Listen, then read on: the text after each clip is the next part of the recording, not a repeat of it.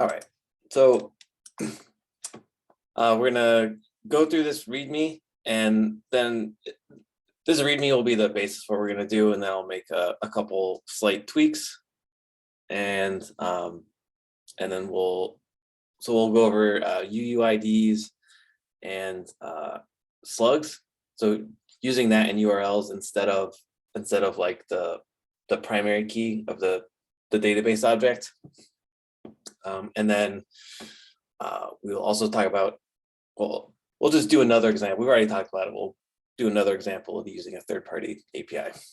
All right, so I've got this set up. So we have a project set up, which is going to be old cohorts. So this is basically like a students and classes kind of thing, or a students and maybe more like students and grade, as in like grade level, like freshman, sophomore or something. Okay, so I got that set up. Here's the project. So I have my cohorts and cohorts and students. This is my app. And old cohorts, this is my project. So this is the entry point, URLs, the main entry point for everything, and then my settings. So I'm going to go ahead and add, I created this app, cohorts and students. So I'm going to add that to my apps.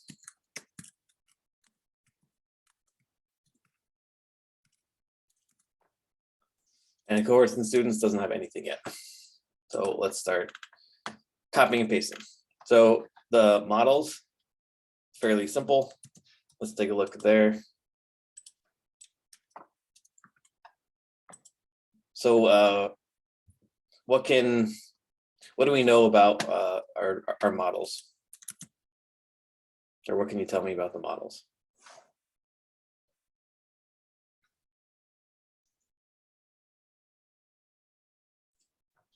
You have a cohort. Your cohort includes students. Each student is associated to a cohort. Yeah. So what's the relationship between a cohort and a student? One cohort has many students. Okay. And then what's the reverse relationship? Many students have one cohort. Yeah. So Many to one. yeah. One to many to one, depending on what direction you're talking about. Yeah. Okay. So this is probably the most common kind of relation. So we've seen this lots of times before. Okay. And so I changed the database. So we're going to run migrations.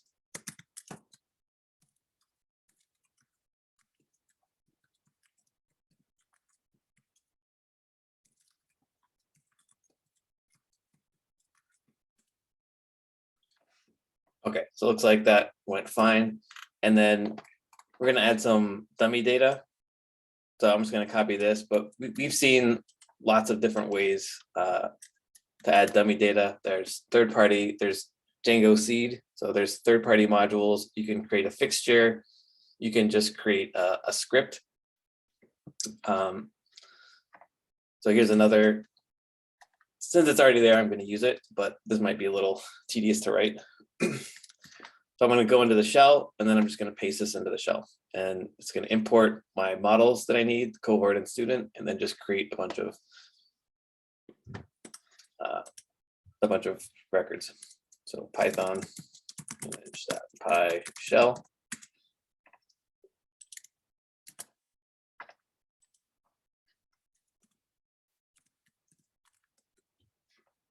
Okay, so now I have a bunch of dummy examples to work with. Okay, and if this import, I have to, if I installed Django extensions and I ran with shell plus, it would automatically import everything from my application. So I wouldn't have to have this import statement. Okay, URLs. This is the top level.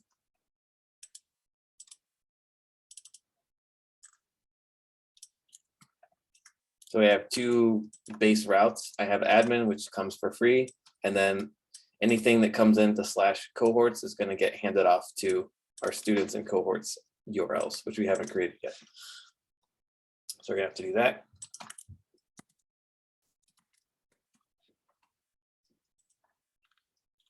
And then we're gonna paste this in.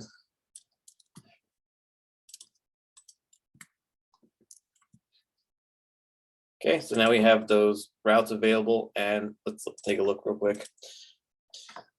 So this is all, this should be familiar. This is basic REST stuff. So the kind of null view, you're going to go to cohorts and it's going to give you the list view. So all the cohorts, you can create a new cohort. This is post. You can get a detail view of an individual cohort. You can edit. So this is update, and then you can delete. So we've done all of this stuff before. All right. So I'm gonna go in here, paste all this.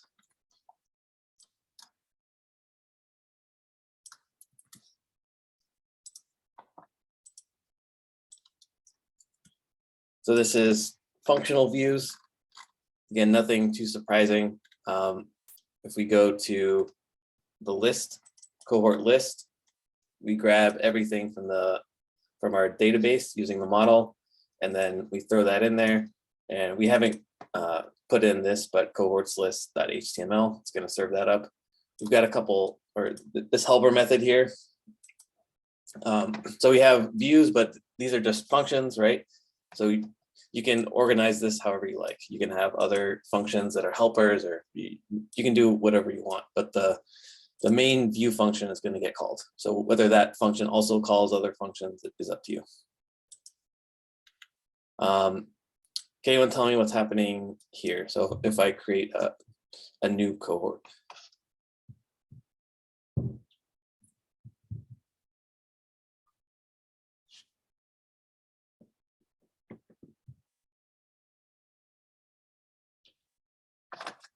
All right, who should I call on? Let's see. How about Juan? So it looks like you're creating a form and then validating using the isValid method to check that the form is valid, that the inputs are correct. I don't remember what the commit equals false is doing. Okay. Then it saves it down at the bottom. Okay. And we redirect to cohort detail, which is a named route, I think. Yep. Okay. Good. So does anyone, can anyone tell me about this? Looks like we're saving it twice. I was actually going to ask about that because I've seen the, form.isValid and then form.save. So it saves the form, that it saves the information from the inputs. Yeah. But I don't know what that, I haven't, because this is assigning that form.save to a variable with commit equals false, and that I haven't seen. Isn't this so you can add basically field information values to the form before you actually save it to the database? Yes, exactly. So we saw an example last week where if you wanted to associate a user with a post, right? So if I'm logged in as a user and I want to create a new post or something like that, the database wants the current logged in user to be associated with that post, but you want that to happen kind of under the hood. So you don't want the user to have a drop-down menu with, select your username among, every user in this application.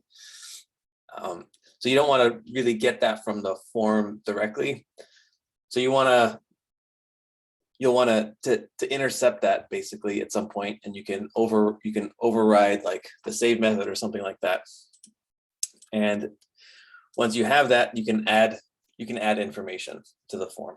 So that's what this is for. So this is not doing anything useful right now, but if we wanted to do things like associate the currently logged in user with a form, you could do that here. Or you could add other information, like if if you had a field that was maybe a combination of two other fields, you could do that there. Hey, Chad, at some point, are we going to go cover that again? How we would associate a user in that case? Yeah, we'll see that more, especially so the authentication stuff. You tend to do that, and we'll see more examples. I don't know. I forget what's happening during the week next week. But yeah, I can certainly include more stuff like that next Saturday. And then when we get to the Django REST framework, we'll see that as well. So this is especially something you do with an authenticated user. So you'll want an authenticated user to be associated with some post request. And you don't want the authenticated user to like manually put in their user information in the form. And will those changes be reflected kind of where you have here? We'll have some additional data to fill in here.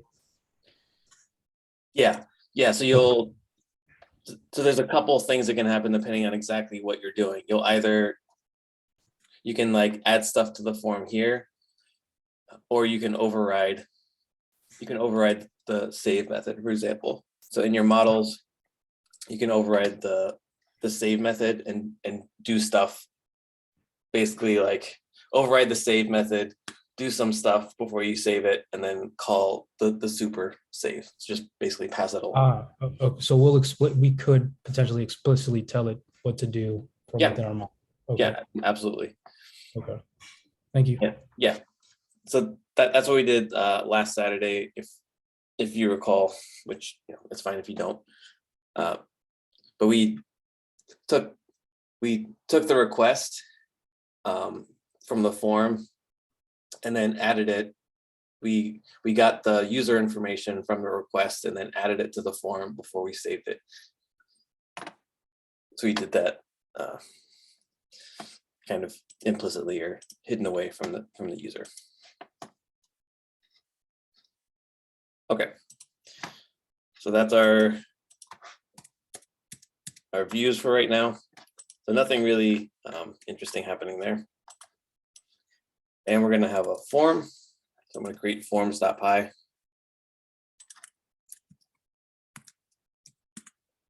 You don't, strictly speaking, have to create a separate form. You could do this like in your view or really anywhere else. But this is just an organizational convention. So we create a separate forms file. We put these in here, and we're using the model form, which is one of a couple options that we have available to us.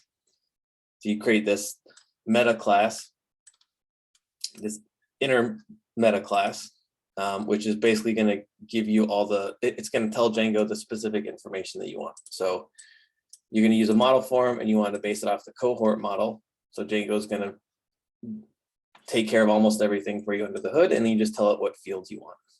So cohort name, start date, end date. And if you had a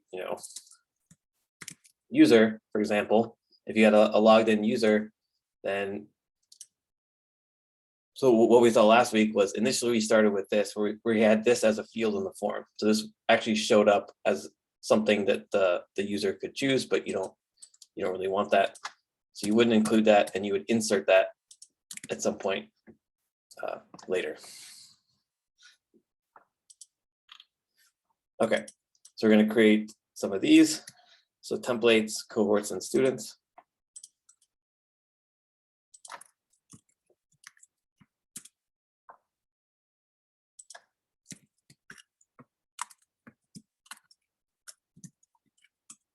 And then this form was cohorts list.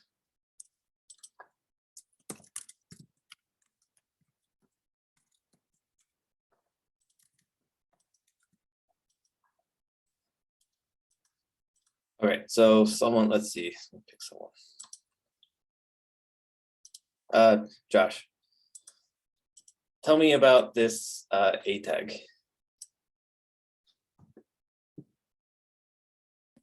All right, so you're looping through your cohorts, and then you were establishing a URL link that is going to the name route of cohort detail and passing in the cohort.id as cohort_ID. Okay, so what is cohort_detail? That is the name route to the cohort detail HTML. So how would I find out? How would I, if I wanted to see what this was, how would I do that? Look in your urls.py. Okay, so cohort detail. I see it's right there. So here's the name, and then what's actually cohort detail. So this is actually the route. So this could have a different name. The function name could have a different name than the name you give it as a named route, but it's just this function. So if we look at the cohorts list, this is basically call this cohort detail function and pass it in cohort.id. So we looked, we're just going to call, if someone clicks on that, you can basically think of it as when someone clicks on that A tag, call cohort detail and pass in the cohort ID.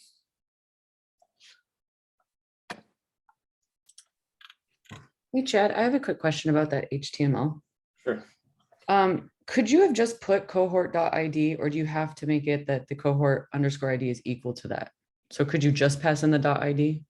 I think if you just have one parameter, that would work.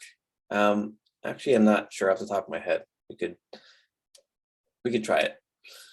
So yeah, when I get it up and running, we'll give it a try. It might work for a single parameter, but if you have multiple, I'm not sure that will work.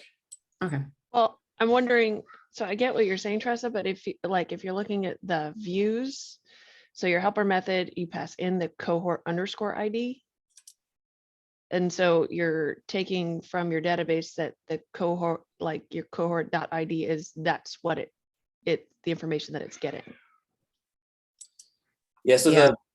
the issue is, can you pass it in? So right now it's being passed in as a keyword argument. Mm-hmm. But could you pass it in as a positional argument instead? Would you have to change that in your views then? Because it's expecting to get cohort_ID? Yeah, so this is optional. So we can pass in a parameter as a keyword argument. We can say cohort ID equals whatever, or we can just pass it in as a whatever the first thing is will be assigned to cohort_ID. So you can do that with normal functions. So let's just see an example real quick.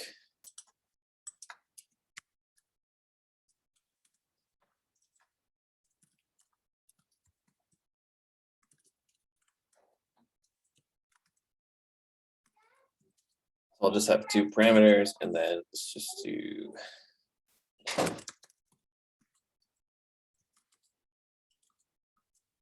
I can call my func. I could do A equals 2, B equals 6.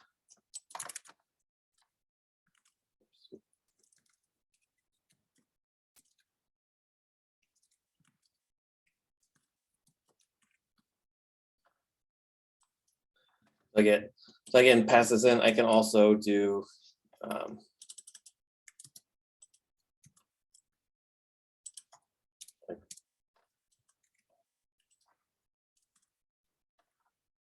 so this will work just the same. So you can pass in as keyword. So the order will matter, but here the first parameter is going to get assigned to A, and I'm saying B is 6 here. So either one works. So when you have a function, normally you can either pass in the parameters as keyword arguments or just as positional arguments. Does that make sense? Yeah. So the question is for this, if we're calling this function, can we pass in cohort.id as a positional argument, or do we have to pass it in as a keyword argument? I think Tom's mentioned you can, to your earlier point, if it's just one argument, it knows to assign it to that. Yeah. So that's what I recall, but I'm not 100% sure. But in either case, the question is, can you pass in cohort.id positionally, or does it have to be a keyword argument? So if we think about this more generally as, you know, what kind of problem is this? The kind of problem is this, do you have to pass this in as a positional argument or a keyword argument, or either?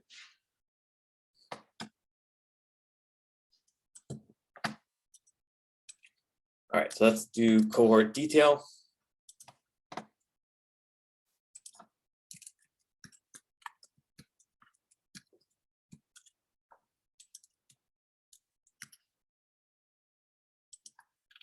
And then cohort form. Okay, we'll look at cohort detail.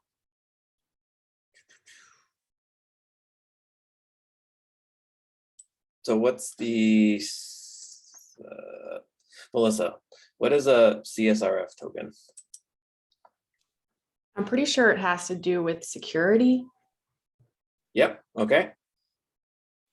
But I'm I mean, not sure exactly what it does. Yeah, Cross-site request forgeries. yeah. So it makes cross-site request forgery more difficult. So what it basically is anytime, you know, if I request a form, I'm a user, I'm a client. So from my browser, I go to whatever cohort detail and I request that. So I get HTML back, and Django is gonna basically, this is like a random series of characters, basically. And Django knows that it sent me a form with that random series of characters. So when I then submit my form, I submit it with this. So Django knows, okay, I sent this user this form and I got that same form back. So I can be sure that the form that I'm getting from someone is a form that I sent them. Whereas if you just make a random post request to this,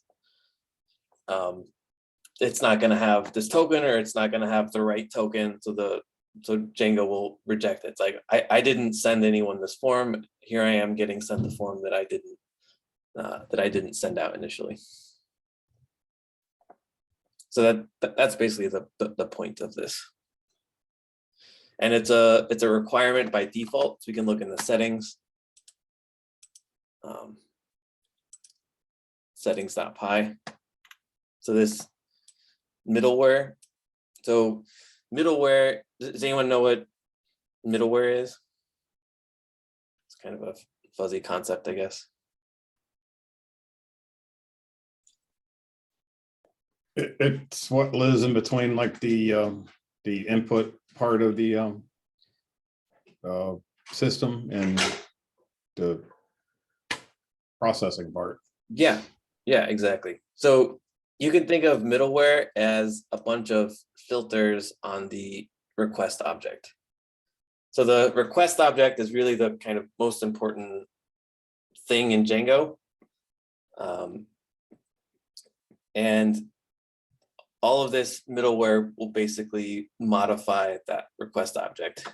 And this CSRF middleware is gonna add the token and require the token. So you can comment this out if you don't want to use it, and then Django won't care if you include a CSRF token, but unless you have a really good reason to do that, I wouldn't do that.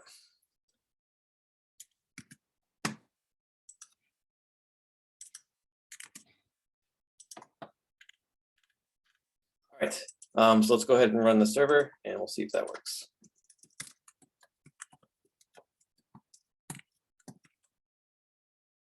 Oops, in the wrong directory.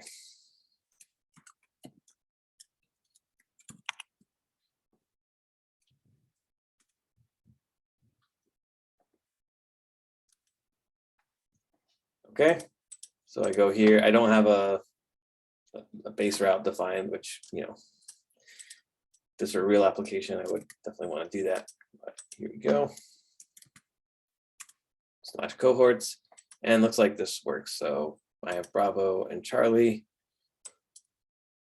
Okay, so this is from the full-time cohort. This was a little while ago. I can create a new cohort. That template does not exist. Cohort form. Let's see. I didn't add that in. So let me do that real quick.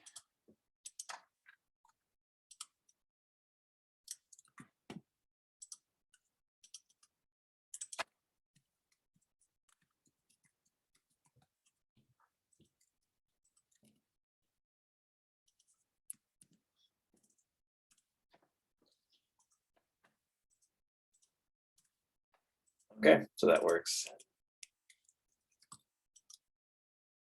I think this is just a string field actually, so I won't do any validation.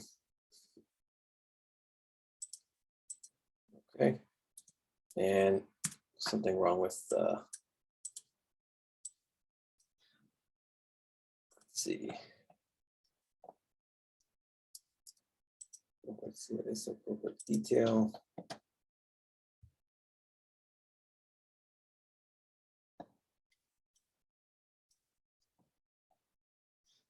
Yeah, I'll take a look at that. Take a look at that later. Okay. So for now, this works.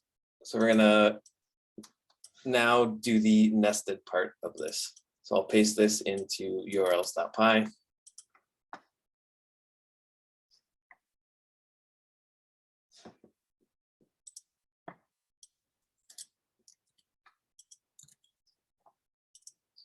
And here we have all the nested routes. So we have cohort ID, blah, blah, blah, students, new. So I have cohorts, and then I have cohorts have students. So I can start at a given cohort and see all of the students that belong to that particular student, or sorry, all the students that belong to that particular cohort. I can create a new student in a particular cohort. I can see a particular student in a particular cohort, and so on. So this is the nested part. So the structure of the URLs is, I mean, this is a common pattern. Strictly speaking, you wouldn't have to do it. This is, you can think of your URL routes as basically like an API. It's just, it's an interface, and there's more than one way to do it, but there are also standard ways of doing it. So I'm going to add all of these other functions to the views to handle the nested routes. So I'll just paste that in the bottom here. I'm going to have to import.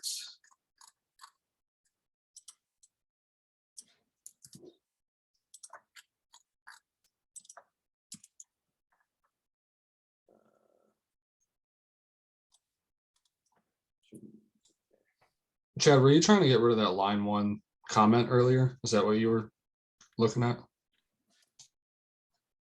The what now? When you were looking at the template, was it that line 1 comment that you were wondering why I was rendering? Right here? Yeah. Is that what you were talking about? Yeah. Yeah, there's like special syntax for the template comments. It just renders that as HTML. Let me take a look. Was this? Okay, thank you.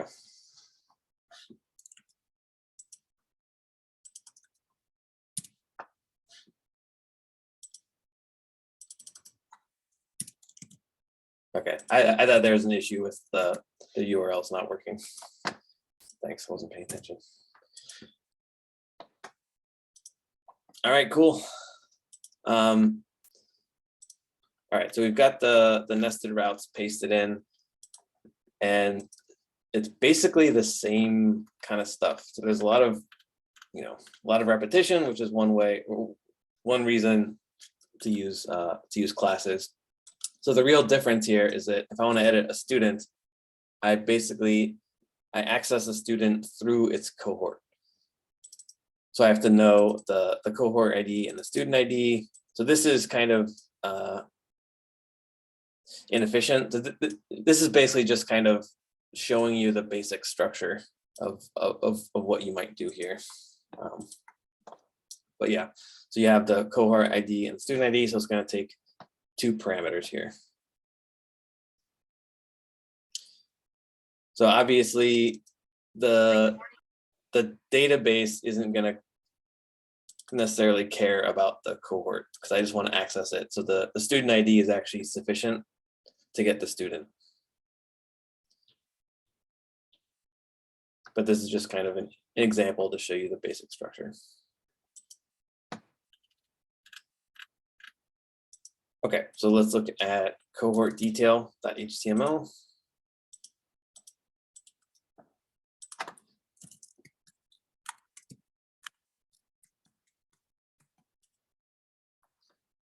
Oh yeah, it's a modification.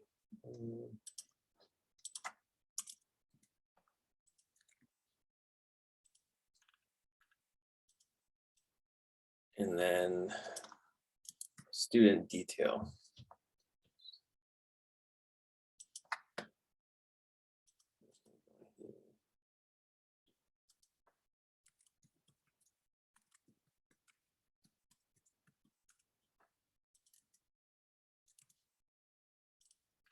This is pretty boring. I'm gonna do this for a second here. Student form.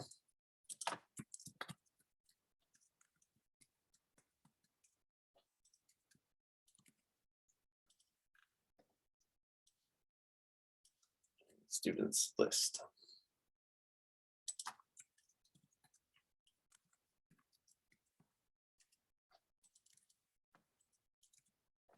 All right, so let's go ahead and make sure that this actually works.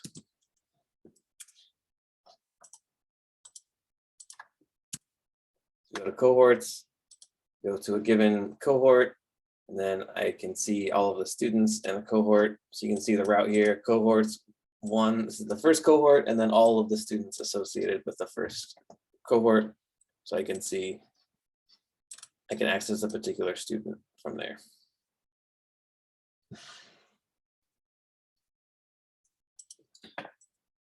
And then again, the only real difference is, for example, we're passing in 2 parameters here. So cohort ID and student ID. So the student detail, this named route, which is basically just a function. It's a reference to a function. Student detail. My student detail view function, it takes 2 parameters, cohort ID and student ID. So that's, So, yeah. sorry, Chad, quick question. So for this one, because there are 2 parameters being passed, you should assign a cohort ID and a student ID, right?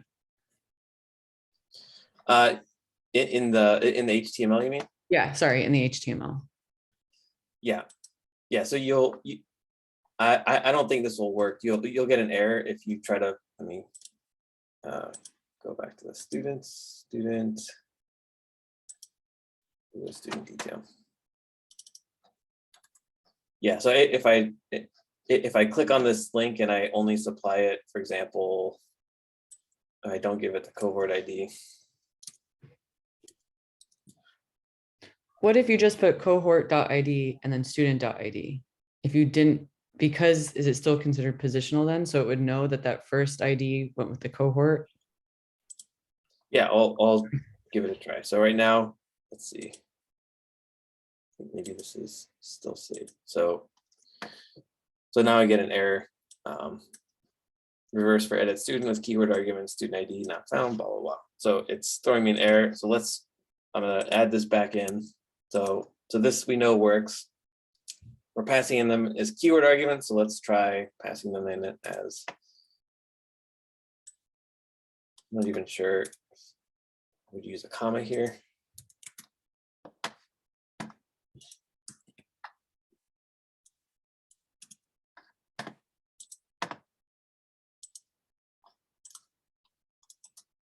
So if we try to go to No, looks like it does work.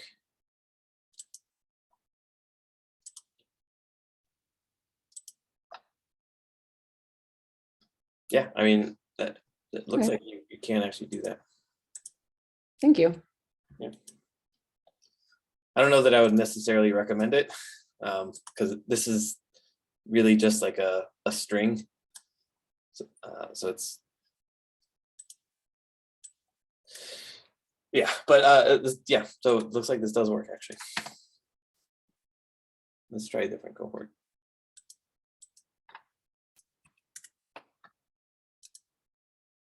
All right, yeah, there you go. Okay, so that's it for basically going over this README. Does anyone have any questions about nested routes? I have a quick question. Mhm. Okay, so you were saying earlier that the parameter cohort ID, for instance, for like editing a student, that wouldn't be necessary because we would be able to look the student up by the student ID. Yeah, Is that correct? Okay. So it's just so we can understand the structure. yeah. Okay, got it. So because the student ID is really like, if we want to look up a student and we have the primary key of the student, that's all we need. So if we're looking at our model for student, so if we want to look up a student, like an individual student, the ID isn't here, but it's implicit. So the ID is being created.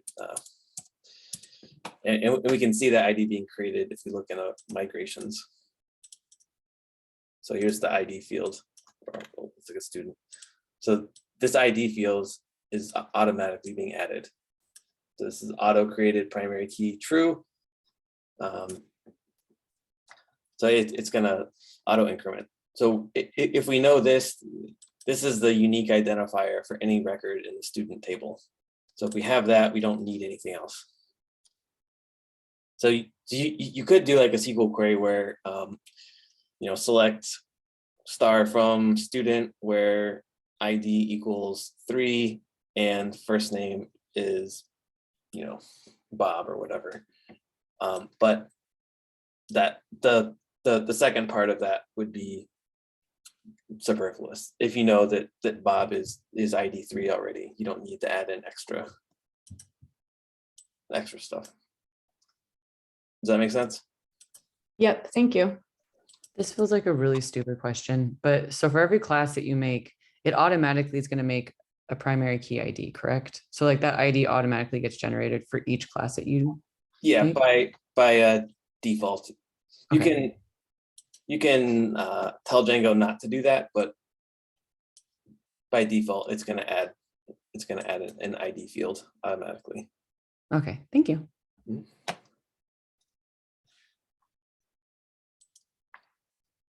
Okay, so let's come back on the hour. So in 9 minutes, and then we'll go over UUID, slugs, and third-party API requests.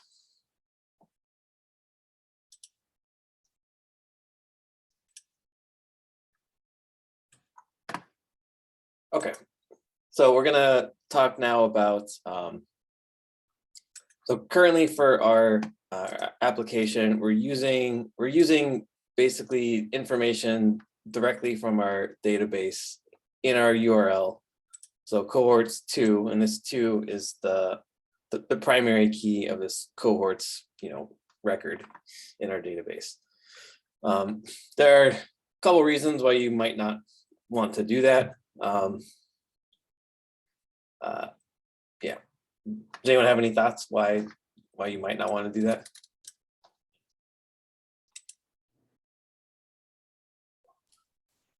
It exposes to hackers the structure of your database. Yeah.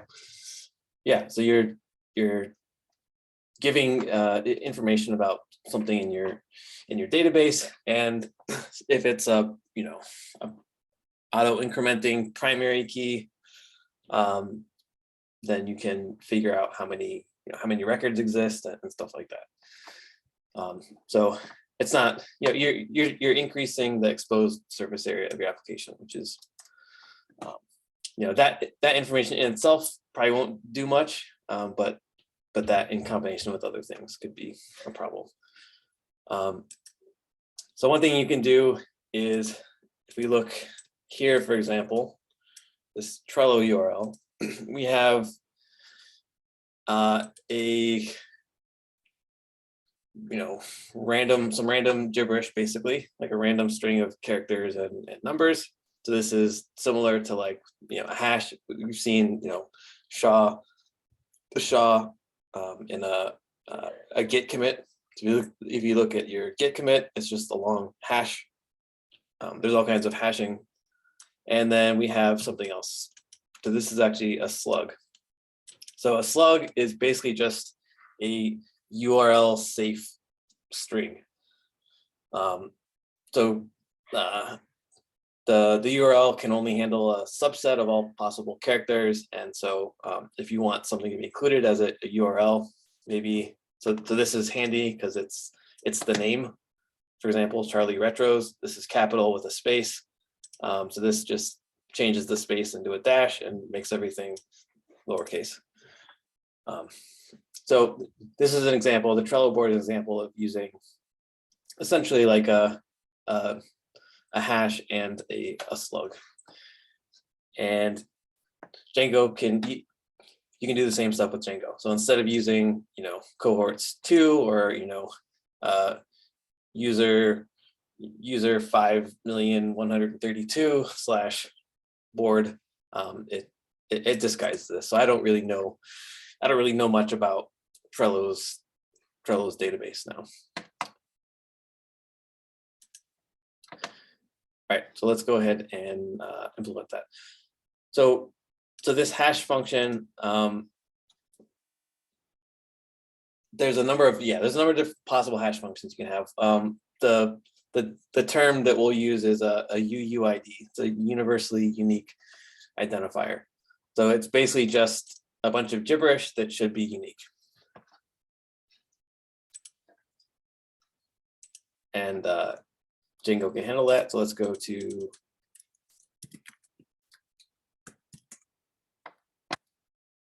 can go to the model field reference. I'm going to search for UUID. So just like there's a character field, and, you know, there's a file field, URL field, time, date, time, whatever, all these other fields we're familiar with when we create a model. There's also something called a UUID field. And the documentation tells us field for storing universally unique identifiers. It uses Python's UUID class. So here's an example. Where, so as Josh was talking about, we have Django will automatically create an ID field for you, which will be an auto incrementing number, but you can override that. So we're creating our own ID. It's the primary key, so we have to pass that in. And if we look at,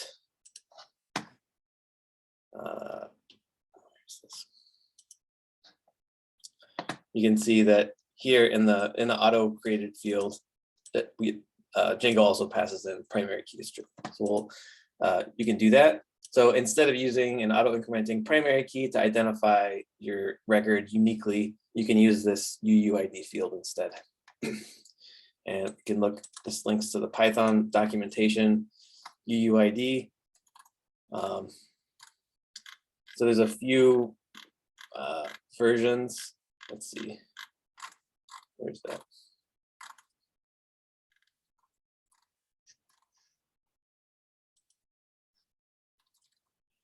So there's all these kind of particular functions that have different characteristics, but we're just going to use this one, UUID4. So this will just create a random string.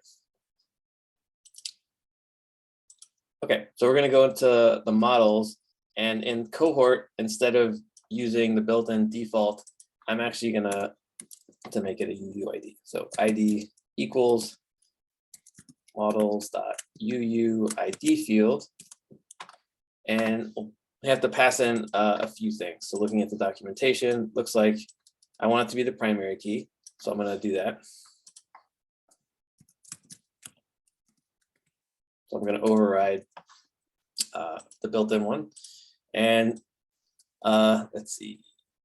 I don't think it tells you this, but you'll need to pass in a default value. So when you create a new instance, it's going to automatically supply a default, which is actually going to be a callable. So we'll pass it this function. So every time you create a new, in our case, every time you create a new cohort, it's going to call the UUID, the Python UUID function that we pass it, and it will assign that to the ID. So we're going to have to import that. So this is in this Python standard library. So we have to import it, but we don't have to, download it or anything. So we're going to pass it. Let's just say for whatever reason we want to use this one, and so we're going to pass it in there. So I think that should do it. And we've changed our database. Well, we're going to make another change as well. So this is the UUID now we're using, and for student, we want there to be a slug. So similarly to the UUID, we can look at Django slug field, and we'll go to the model field reference. So just like there's all these other fields, including UUID, there's also a slug field. So slug is a short label for something containing blah, blah, blah. It's basically, URL safe string. This one's a little bit more complicated, or it's just not entirely obvious how you can do it. There's a couple ways of doing it. I'll show you one way. Models dot slug field. So slug field is not going to be the primary key. So this is just an additional, basically URL friendly thing. So this slug field is more for letting the user know. It's also good for like search rankings and stuff like that. So SEO stuff. Okay, so we have a slug field. The problem is that this is one of those things where we don't necessarily want the user to be messing around with this. We don't want the user to supply a slug field because, one, let's just say I don't want them to have to do it, and two, they might do something weird, then we have to validate it and blah blah blah. So it just is a hassle. So I don't want the user to have to do this. I want this to be something that gets created based on other things in the model. So based on the first name and the last name, I want to create a slug. So in order to do that, I have to have access to first name and last name, which I don't have access to it right now. So I'm gonna have to override some other stuff. So overriding the save method is a good place to do that, because at that point you'll have access to everything on the model. So we can do that. So I'm going to do def save. I'm going to override save, and this is just stuff that might get passed in. And then what I'm going to do is I should have access to the first name and the last name. And then I can use that and create a slug. So I could write my own function that will create a slug, lowercase everything, change spaces to dashes and so on. But Django also has a built-in function. To do that, let's see, where is this? I don't think it actually shows it here.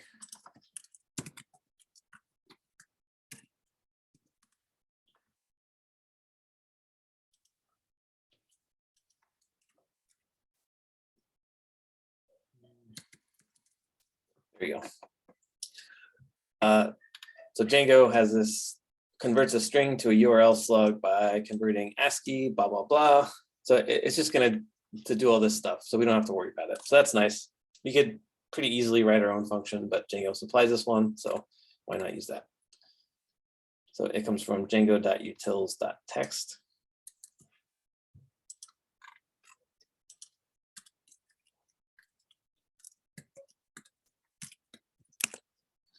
Okay, so we've got Slugify.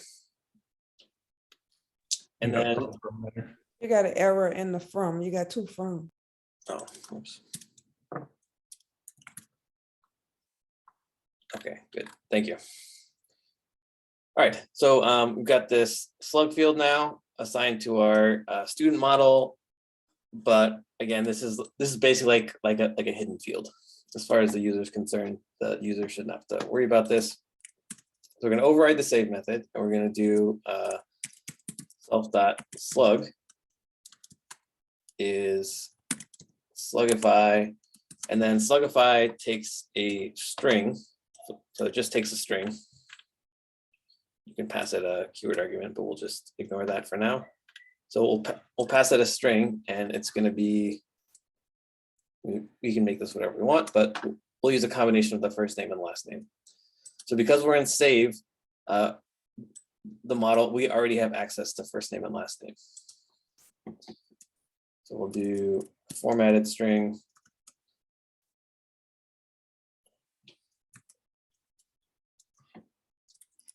So first name.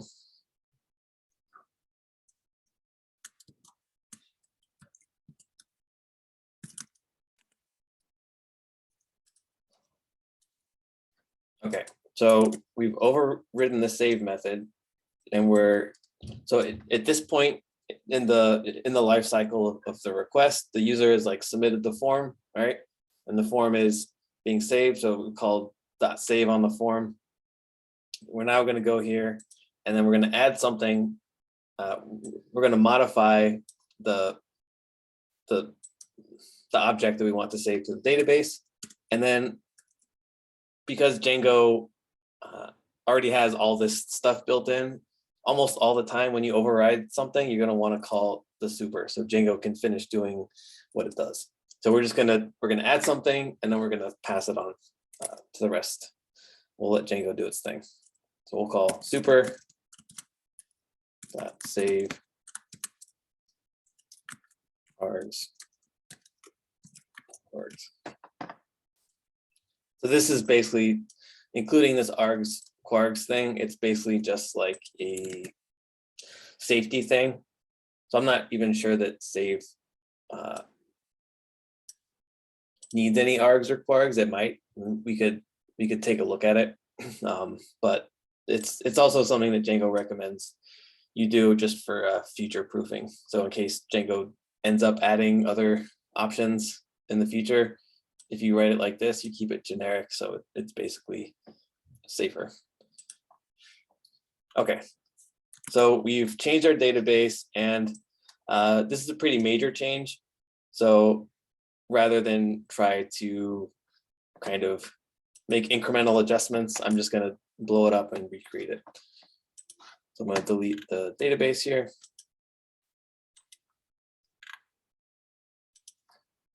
And then I'll delete that. Okay, now I'm going to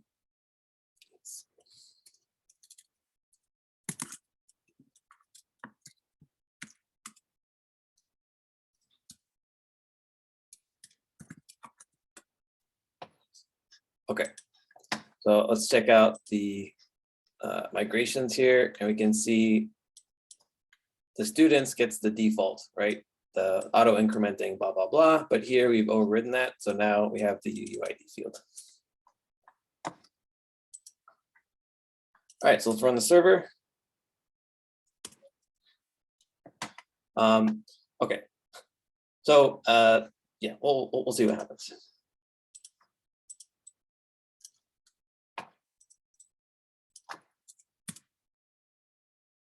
Oh, I didn't save anything in the database. So let's go here. I'm actually going to copy all of the dummy data.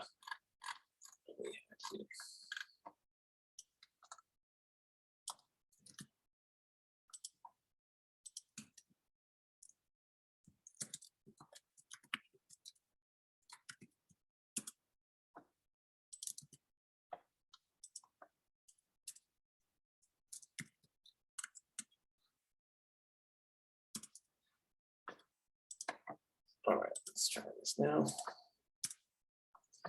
Okay, so we get an error. So cohort details, keyword arguments, cohort ID, UUID, blah, blah, blah. So this is maybe not so clear to read, but it's looking for something else. So if we look in our URLs, we're telling it that it's an int, but it's not an int. It's now a UUID. So we'll have to change that.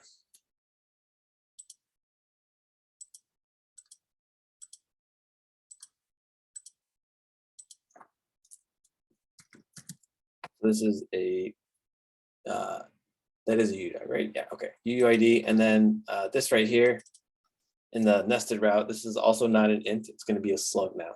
So let's do that.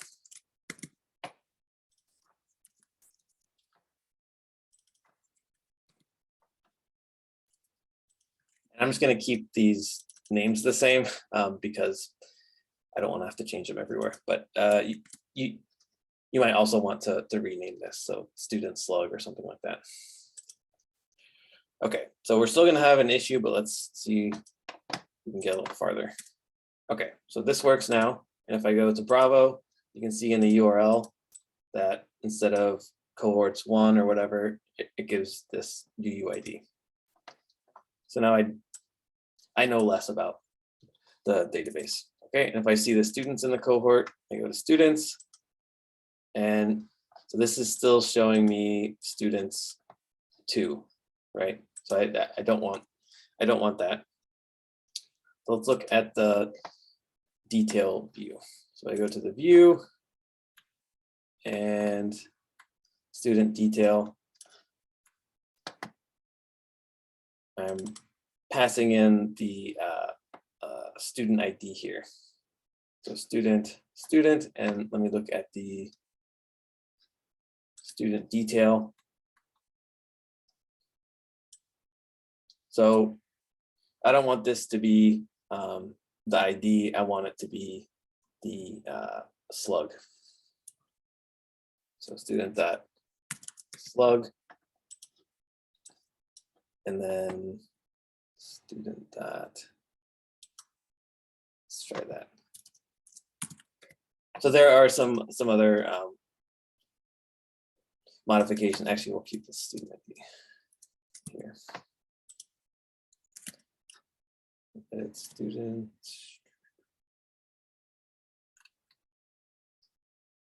And the students list. Make this slug.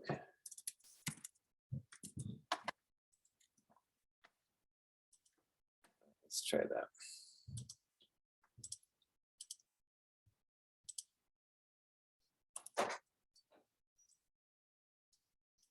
Okay, so now we're going here. We can actually see that our URL, so our A tag is going to the correct link. So it's going to Mike dash whatever I or L, can't tell what that is. But we're getting an issue. So in our view, let's see, we're expecting a student ID here. So the get student is calling, go to the views. So that it's calling this get student with student ID. And here I want this to be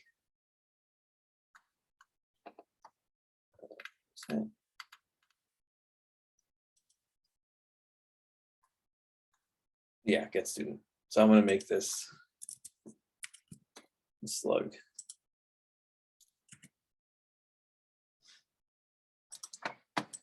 So realistically, we probably want to tweak a few other things as well, but just to make this.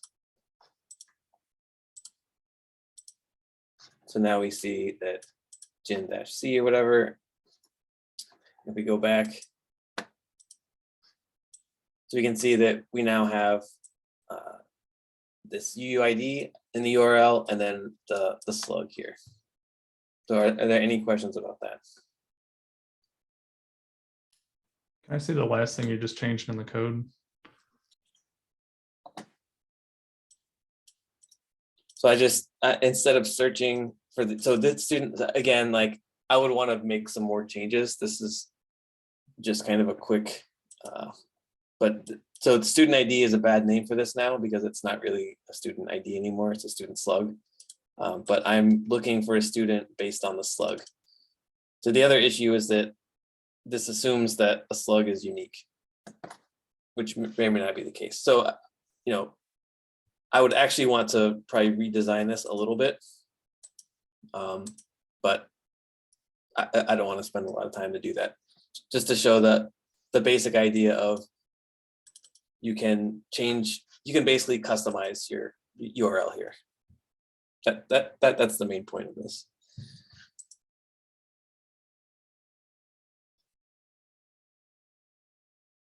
Are there any other questions?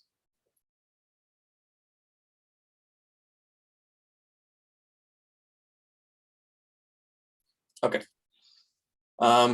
Let's take 2 minutes and then I'm going to show you, we're going to add a third-party API to this.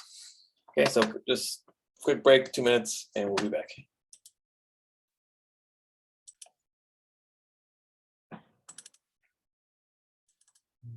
All right, so you guys mentioned, a couple people mentioned wanting to do more stuff with APIs.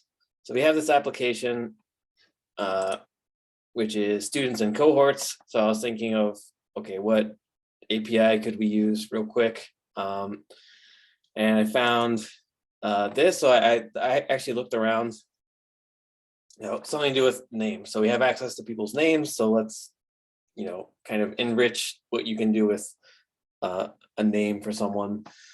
So I looked at a couple, I just did a Google search for name APIs. I found a couple, I found the first one. So I actually, I created an account there and I tried to use it and it wasn't working.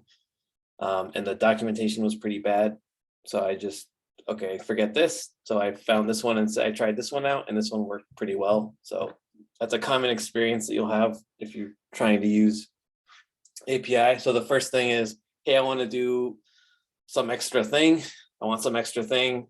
There's a good chance that someone else already has something like that in existence. So do a search for it and then try to find one that, you know, meets your specifications. It's not, for our case, probably being free is one of those specifications, and then not being too hard to use and actually working and blah, blah, blah. So eventually I found this. I signed up, created an account, and I can look at my account. So here's an example right here. So I make a GET request to this endpoint and pass in these query parameters. So name is Elizabeth and key, I have to pass in my key. I'm going to go to my account here, and the whole point of creating an account is basically to get this key. So I'm showing you this key because it's free and I don't care about this at all. And I didn't have to give my credit card or anything. So I think I get 500 requests a month or something like that. And then it'll just stop. If people try to use this key to make more requests, it'll just stop working. So that's fine. I can also create a new key if, you know, if this were something that I cared about, I would not put this on a YouTube video or show this to you guys. But if something did happen, you could basically revoke the key, and that would send a request to their API saying, if anyone tries to make a request with this API key, it won't work. And they would send me a new one that I could then use. So here's an example. So I make this GET request using these query parameters, and here's my key. So pretty straightforward. so I'm gonna go and I'm gonna add this information. So I want to, let's say when I go to see a particular student, I want to know, you know, they're a member of Bravo. I also want to know their gender, or like, you know, the best guess of their gender based on their name and whatever. By the way, if anyone's interested in machine learning, this is like a fairly simple machine learning kind of task that you could do. Is anyone interested in machine learning, out of curiosity? I am. Yeah. Okay. Yes. Yeah. Yeah, that might be a good extra topic to go over. Maybe next Saturday. Okay. Let's keep that in mind. All right. So we have this. We've decided on the API we want to use. Now we have to integrate it into what we're doing. So I want to call this API anytime I see a student. So I'm going to go to my student detail function. So here's where I'm going to want to add this information. So I want to make a third-party request to somewhere. So I'm going to use the requests library, which means I'm going to have to install it. It's a third-party library. I'm going to stop my server.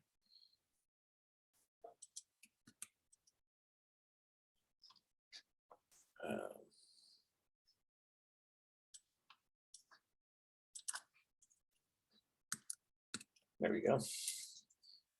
And so I'm in my virtual environment. So I want to do Python, pip install.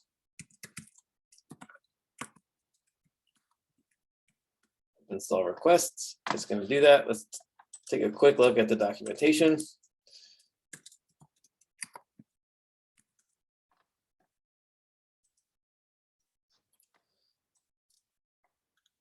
here it is.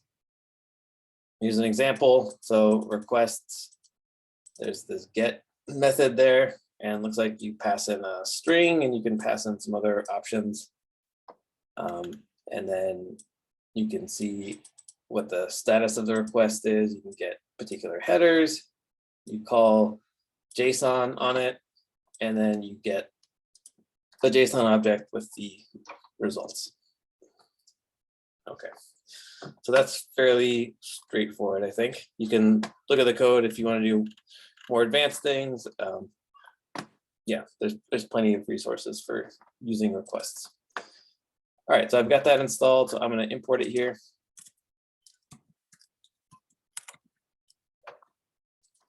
Okay, so I've got requests, and then student list, student detail. Okay. So I'm going to make a request. So requests dot get, and then I'm going to pass in a string. So I'm going to do this very simply for now. We'll just do a test. I'm not going to separate anything out. So I'm going to grab, what was this? For now, I'll just do this whole thing just as an initial test, make sure it works at all.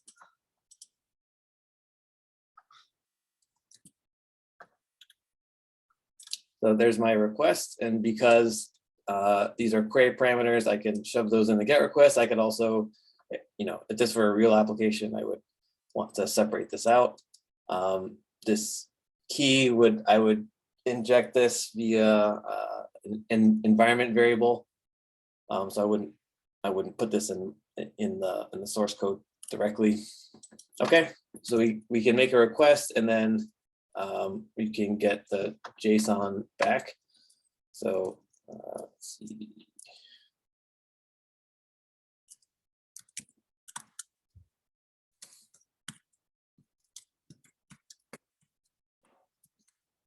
Okay, and then I want to show whatever I get back, or we can pick out some particular piece of information. I want to show that in the HTML. So I'm going to have to add this to the context.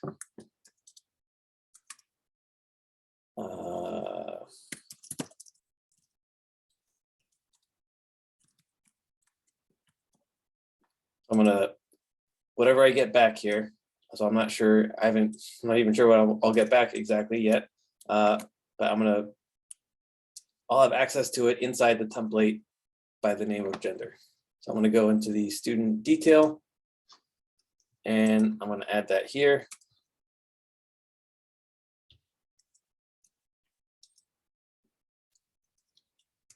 And that will be gender.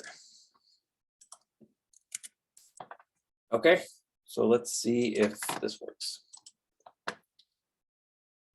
So I should have to run the server.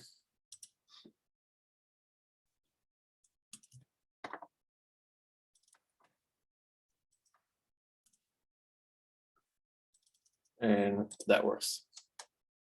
So I can now, this is the dummy example, but I can see the fields that are there. So name Elizabeth, which I supplied it. So name sanitized. Okay, this is like maybe the dictionary form or something. Country blank, gender female. So let's just say, so we have accuracy. This is how certain the model is about the prediction. So let's grab gender and accuracy. I'm going to go into the views. Let's do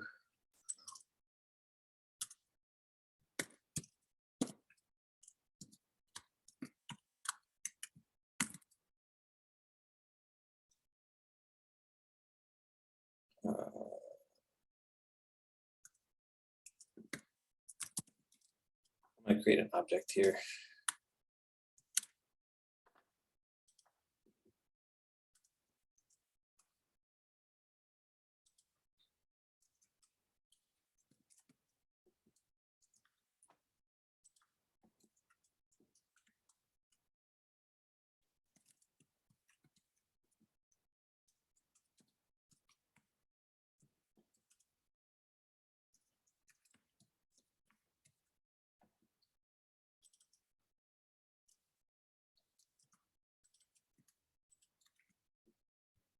Okay, let's see if that works.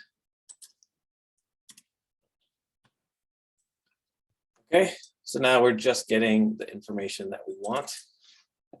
So now I'll just make this slightly more presentable. So rather than just getting this whole thing, I'm going to do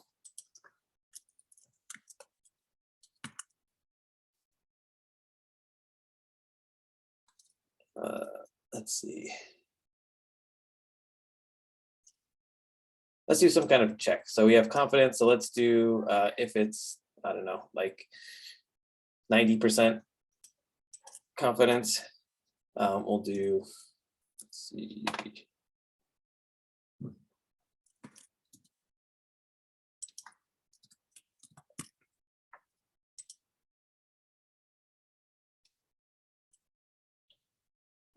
I have to do, if I want to do an insert here. I don't know if I can do this inside directly. I might have to use the span or something. Let's try it.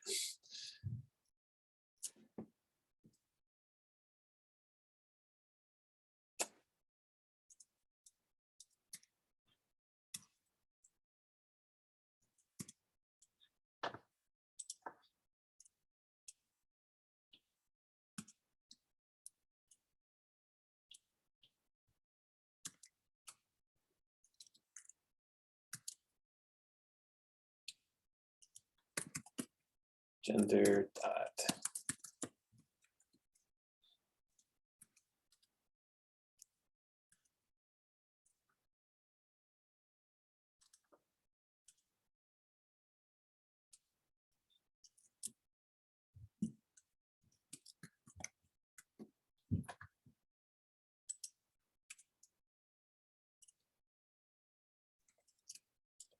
If I'm doing this wrong, if anyone knows how to do it, let me know. I'm just kind of winging it right now. We'll see if it works.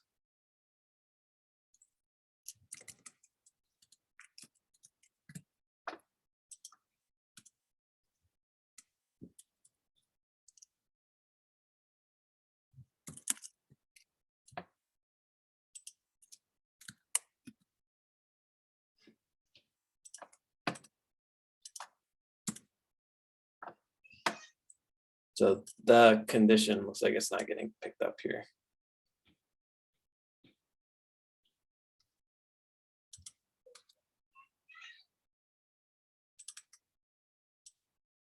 Try that.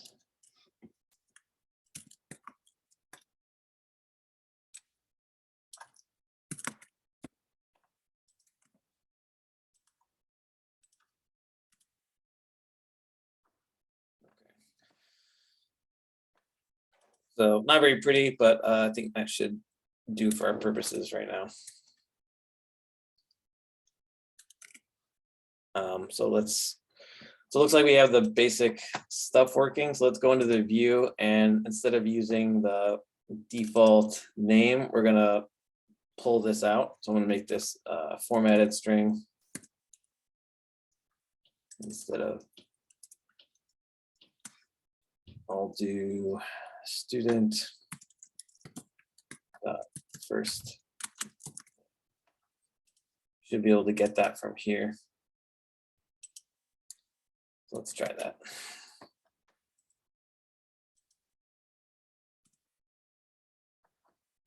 Okay. So it looks like that works. Let's go back and try another one.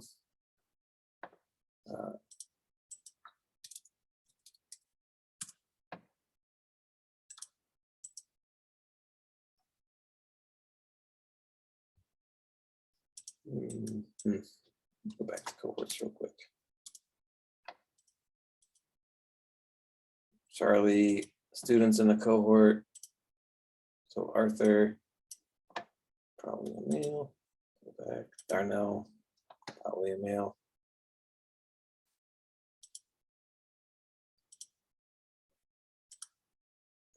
So this is obviously very bad UI. But let's go ahead and add it to the, looks like this is the current one. What's Leslie, maybe? That could be either.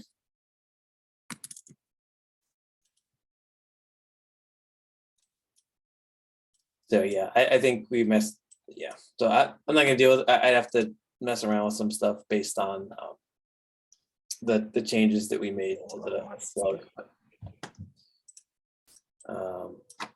So that's the basic idea here. Are there any questions about the API usage?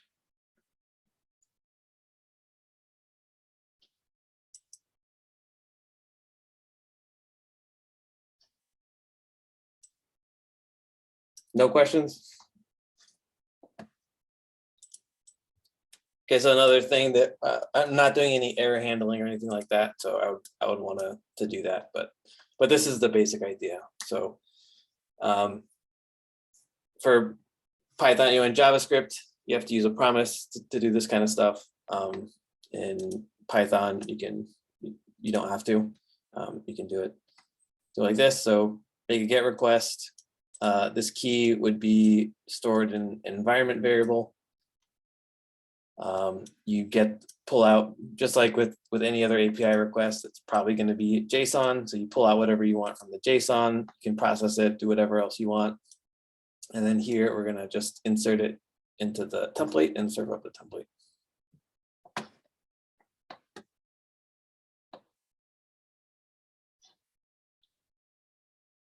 Okay.